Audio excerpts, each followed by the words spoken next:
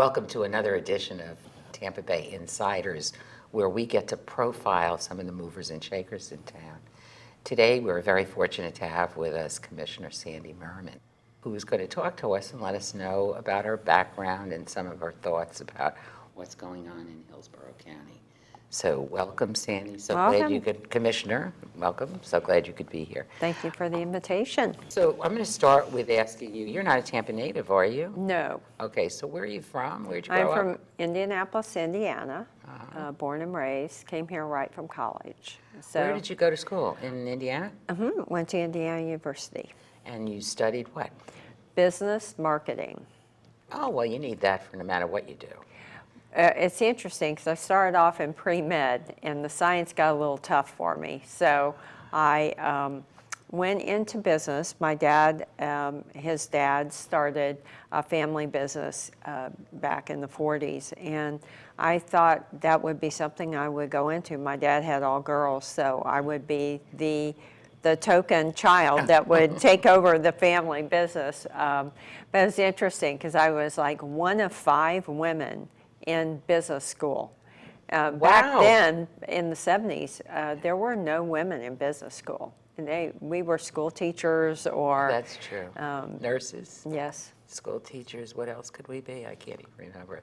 Secretaries. You ended up in Tampa. Was that just your husband's opportunity here or something? Well, actually, my first husband got a job.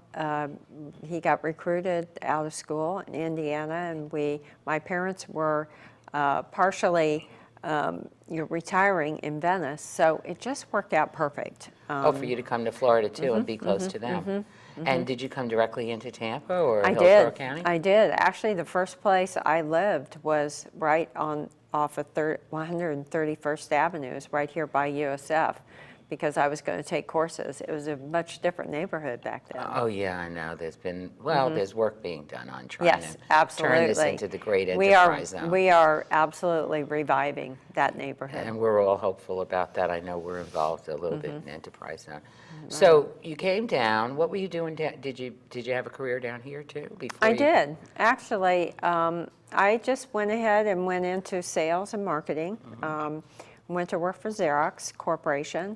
I was with them about 10 years and went into sales management, and I just had a great career with them. So I was... Before getting involved in politics at all? Yes, way before. I remember us hiring you at the Children's Museum. And absolutely. My goodness, what you have done. I mean, you know, that was quite an event. I was in the Mother of Twins Club. They came to me for help in marketing because I had a marketing background too. I got the deal at Lowry Park. I got Senator Helen Gordon Davis to give us money to put that trailer up, so we had an office to hire people and everything. And then you just turned it into magic here. I mean, we have a beautiful place now. Isn't it wonderful? That's a big part of my life. Yeah. What I've done. It's funny, I quit working when I had my daughter, because she was born very early, so I had to stay home. She was on monitor and everything. And a girlfriend convinced me to get involved in some charities. When my daughter got a little bit older, I went to Floraland Mall, which is where we got it first. Where we got it started, and I said, I think I could help them do a little bit better than this. And then you moved to Safety Village, and I think I walked in one day and asked the executive director if I could help out free, no pay. So I did that for a while too. Yeah. But my big passion was child abuse. I've been still involved with the Children's Home over 28 years, been on their board, and just I have a real passion for helping kids that are less fortunate, and always had that. And we sure have a ton of them, it seems. Have a ton. And then we read every day in the paper about something else that happened to somebody. Absolutely. We just aren't teaching people to parent well at all. I don't get that. But, okay, so why did you get into politics? Was it the children or something else? It really was. I was so, I guess, frustrated with the way government was handling child abuse victims. Okay. And I got very involved. I went on a board. County Commission appointed me to a board that oversees the, Health and Human Service Board, but Right. it was then became Department of Children and Families. And so I got involved with that, and then I realized what a bureaucracy this government was in taking care of its children. And so Ron Glickman, who's a former state legislator, who you know, My doctor's husband. he sat next to me and said, "You have to run for office." I said, "No way." And he just kept on me and kept on me until I finally broke down one day and said, "I'll do it." So And I what did. office was your first office that you State ran? representative. That was pretty big jump. I mean, you didn't do school board, county commission, No, city council, no. but right to the No, state. I knew what I wanted to do. My platform was children first, health, education, safety, child abuse, and I was ready to go. I was ready to go up there and fight for kids, no matter what. And you won on your first go around. I did. What I a won. shockaroo that is, isn't it? Well, Were it you was- running against an incumbent or or Well, maybe it- was that an open job? It was Jim Davis's old seat. Oh, that's right. In Now the I House. remember. And a gentleman had run against him before he retired. Well, then Jim retired and this gentleman ran again, and he actually had a huge advantage. I got in the race late, but my platform was appealing to many people. The message I gave was, I'm going to make a difference. I'm going to help pay for things now so we don't have to pay for expensive problems later. And you were better off going there when you were going to want to help children, because on the local level, you couldn't have made as much No. progress, could you? No, it's almost all state policy with abuse, child abuse, and things like that. So you served on a lot of committees, though, while you were up there in the House of Representatives. I did. Which other things got your interest? Well, of course, transportation was big. I helped get the seed money, foundation dollars, bonding dollars to get the new crosstown connector. That's Oh. how long ago Wow. that started. So that's always been. I think our community is connected great, and we've still got a lot of work to do. And we're gonna see more connections to the crosstown, so. aren't we? Yes, I hope with so. with the construction that's going on now, or hope in the so. next few years.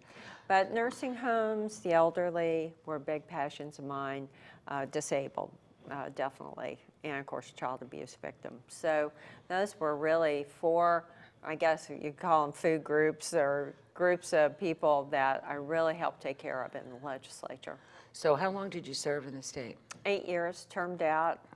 After we have term limits, so Right. you have 8 years, and I was Speaker Pro Tem, which was a big honor, elected by my peers unanimously in my third term under Speaker Tom Feeney then. So it was really great to be in leadership and kind of see things from a different viewpoint and really help mentor and educate some of the new guys coming in, and it was very rewarding. If you had to experience. just talk about, say, 3 great achievements while you were up there for 8 years, what would they be?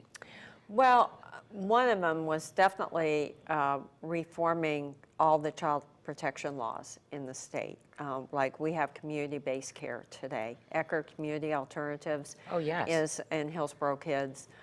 2 of our organizations that did that, and that was because of my efforts, and we really reformed. We brought child abuse services down to the community level, and it wasn't dictated out Tallahassee any longer, which I think was great.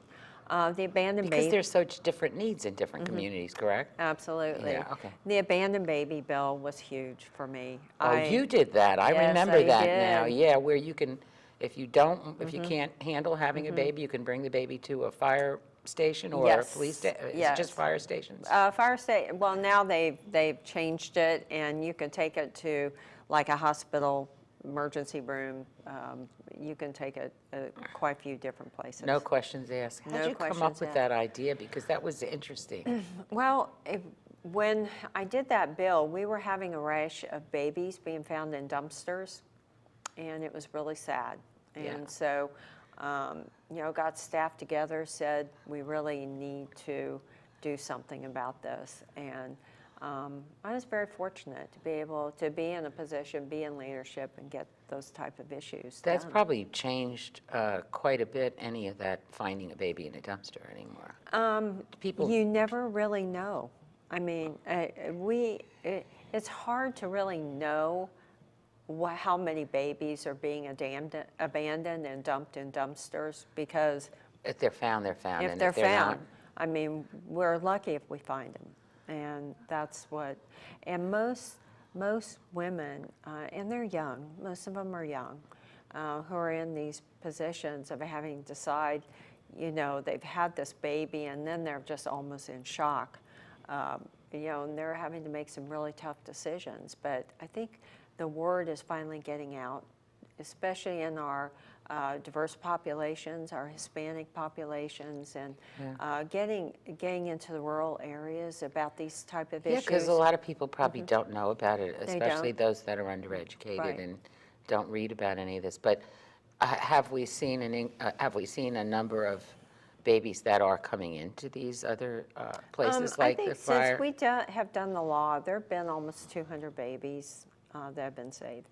So. Well, that's pretty good. That's pretty good. I think it's great. And then we did a lot of legislation around nursing homes, trying to make it easier for elderly to navigate the nursing home system, and any services for seniors. That was staffing laws, different things in nursing homes. They're a lot safer now than they used to be. And I believe we've done some good things for our elderly citizens. Were you able to make different ratios then? You can't. yes. You cannot have X number of Alzheimer patients without X number of. Right. People. That was one of the big things we did, was we changed the ratios. I actually was very active in nursing, all the laws to help with nurses and help with nursing ratios in hospitals. So we did a lot of really good things. I was chair of the Health and Human Service Appropriations, so tried to make sure the money got to where it was needed the most. Sandy, then you came back to Tampa. I right? did. After 8 years up in Tallahassee, I think you ran unsuccessfully for State Senate. State Senate. That didn't deter you. You came back into politics again, right? Actually, I took about 6 years off and built the Children's Museum downtown Tampa, the Glazer Children's Museum. That was a big goal of mine. You know, way back in the late 80s, that was a goal. I was down there with my own children and grandchildren a few years ago, and my children said, who used to go to Floraland Mall with me and to the Safety Village one, boy, is this better. I'm like, yeah, well, you know, we hoped it would be, and it certainly is. It's a beautiful place. And it has so many fun exhibits and attractions and things to fool around with. Yeah, you spent a lot of time getting that going. We did. I had to help raise over $16 million to get that built, and we were successful, and the community really came through for us. And I'll tell you, everybody is reaping the benefits of that children's museum. If we only had you here, we could build that community media center downtown that I want. Yeah, I think we need you back over here. Okay, so you took 6-year break, sort of, but wasn't really much of a break. And then you decided to run for county commission. I did. What happened there? I mean, it almost, and it's really, I think it's the most fabulous thing that there is more than one of you even on the county commission who served on the state level. There's 3 of you, right? Right. And that's fabulous because you have a grasp of what goes on from there up, or how to approach some of the monies or things that we need. Isn't that right? Exactly. And that was the big difference I saw, and one of the reasons why I ran. I do like public service. I did not feel that our community was going in the best direction. Actually, when I got elected and came on the county commission, we didn't really have a good strategic plan that outlined our goals and objectives and what was important to us and the citizens of our community. And we didn't have an economic development strategy. I'm thinking, here we've got this, we sit on this beautiful body of water, and we have a beautiful, iconic downtown Tampa. We have over what 1,100 acres of property in this whole community, and I'm thinking, we can do better. And that's really why I got back into public service. And I believe, and especially with the three of us, Commissioner Miller, Les Miller, and Commissioner Victor Chris and myself, we are bringing a different level of decision making to the board. And I think it's very positive. It's not just decision making, Sandy, Commissioner. It's not just that. It's the fact that we now don't have a dysfunctional. Right. How long did we have what was known everywhere, I'm not speaking out of turn or anything, a relatively dysfunctional body of people that even if they disagreed on, you have disagreements in your approaches, but you do it in a very respectful way, Right. which I think is much more leadership than we had on this Exactly. board I'd say the last, 10 years or before Well, that, wouldn't you? Exactly. The three of us, we have so much collective experience in getting through really tough issues in the legislature. Tough issues, and learning to build consensus and come to an agreement on these issues is very important for policymaking. And I think that's the level. I can't tell you, there are not many votes that we really all disagree on. We try to come to some agreement on almost every major issue that comes before us. And that's a great benefit for the community. At least they know that we're working hard for them. We may not always agree Right. on every issue, and we're not going to, but we're going to try and come to a middle ground, a consensus.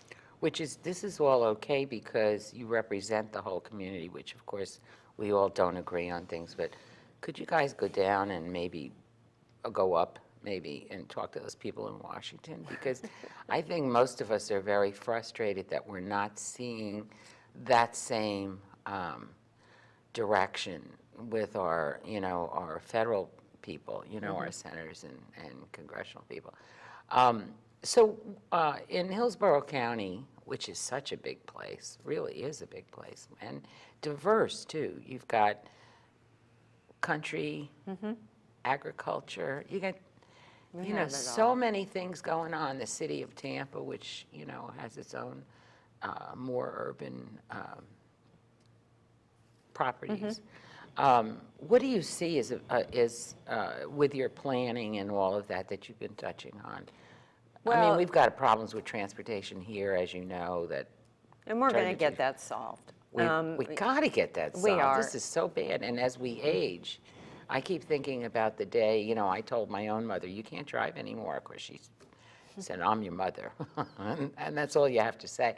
But I think, well, that's going to happen to every one of us. What happens then? How do we get around? What do we do? Because the busing service is not that great. You're on Heartline. I know there's some new things going on. We have, of course, we just had our groundbreaking today for the Metro Rapid Transit. Yeah, explain that. I don't even understand it, actually. Well, it's much faster. They've got intelligent traffic management system on the bus, so they can make a light turn green, so they can move faster. It's not like a regular bus. They have fewer stops. And they have dedicated turn-in lanes, so you're not really impeding traffic. So wherever the bus stops are, they have a dedicated turn point. Now, I saw this on one of the north-south roads. What was it? Was it Florida or? It'd be on Nebraska. It was on Nebraska. So and Fletcher.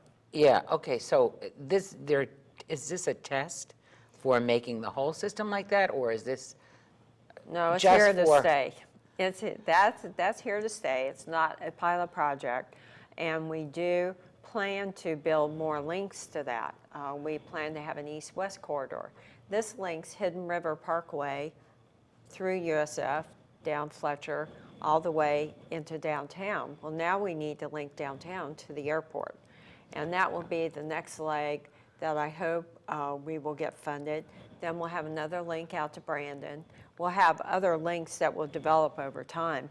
And what happens with that is you build the ridership for transit, especially mass transit. Yeah. And then you can justify having rail. For right now, this one line is standing room only, and it wasn't officially groundbroken until today. So that's awesome for us. So we know, that's great, there's potential. I did a show with people on opposing sides of the referendum to put in a high-speed rail and better busing it. I thought even opposing people agreed that our present bus system needed to improve, whether you went the other way. So that's really good. Well, we have record ridership right now. So we have to direct that ridership into these other venues of transportation so then we can get to the next level, which could be rail down the road.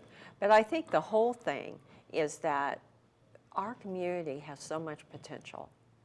Yes. We have good policymakers in place right now. We've got a fresh new leader at the airport. That's right. Fresh new leader at the port. The Tampa port, I think the jewel of Hillsborough County for all that it does. We've got Mayor Buckhorn, fresh leadership. And he's really working at this, trying to get Tampa in He's order. great. Yes, and he is. We've got our Economic Development Corporation. We've got fresh leadership there, fresh leadership at the county. You've got a fresh county commission. And the stars are lined up. We are going to have an iconic downtown Tampa. When the channel side gets redone, when the person comes in that the port picks to be the best bidder to redo channel side. And the Riverwalk is completed, which is going to be soon. It's just like another city. Children's Museum, Tampa Museum of Art, Park, Riverwalk. It's all Community coming Media together. Center. Absolutely. Okay. But we're there. And we're going to be the best city in the state of Florida. It's so and I'm fabulous very that excited. you're so positive about it. Absolutely. Because I truly appreciate. What are some of the other areas that our viewers should be thinking about that local government is concentrating on or should be concentrating on? What should we be concentrating on? Well, it's really, for most people out, and I would imagine your viewers, it's about jobs and economic development. We're working with you. You're doing a great job with what you're doing with our Tampa Bay Workforce Alliance to help bring jobs to people. Right. Now we've got to take that to the next level and work more with our employers to make sure that we're getting people qualified the right way to match up with the jobs that are available in our community. So we're going to work real hard on that. But I think the other thing is building our community the right way. We're very sprawled out now, and we need to look and see where our economic development centers are really going to be located in this community. And from there, that's when your corridors open up, your transportation corridors. It's like the true suburbs of where I grew up in Indianapolis up north, where you So have you mean like we have the downtown, in the city of Tampa alone, we have downtown and West Shore, two great centers. Two great centers, but you also have Brandon and what's going on We've got out. these centers in the county. Yeah. We've got West Chase. We've got New Right. Tampa.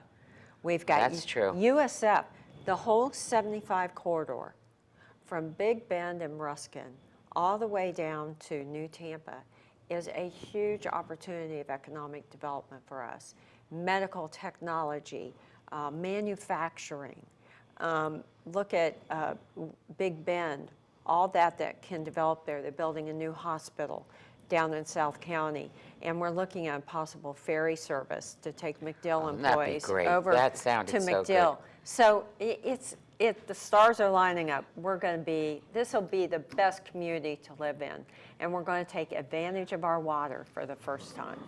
Yes, instead of letting it just be runoff or whatever it's been, or build garages on it. I'm so glad we can now see our rivers and so forth, that, the work that's being done with that.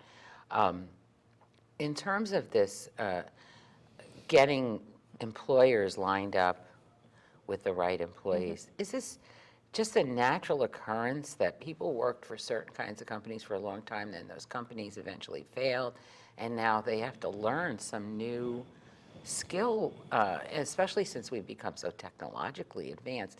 what can we do about that? Or do we say, viewers, get out there, don't be afraid, go learn some things, new things. Right. Well, one thing is that we don't want to lose our kids anymore to other states. Thank you very much. I've got 2 of them out of here, At yes. any given moment in this community, we have over 100,000 students in post-secondary education. USF, HCC, University of Tampa. We should be making sure that there is a strong connection with those educational institutions and the employers in our community. And that way we are training these young, great, vibrant students to work for these companies. And if they can't, if it's just someone else that's been misplaced from their job, then we'll have training programs for that employer. So we're getting smarter about workforce, and I think we're just leading everybody who have the skills to the right job. And I would like to see us be able to bring our boys home or girls home who went off to college Absolutely. outside of here, and they landed there.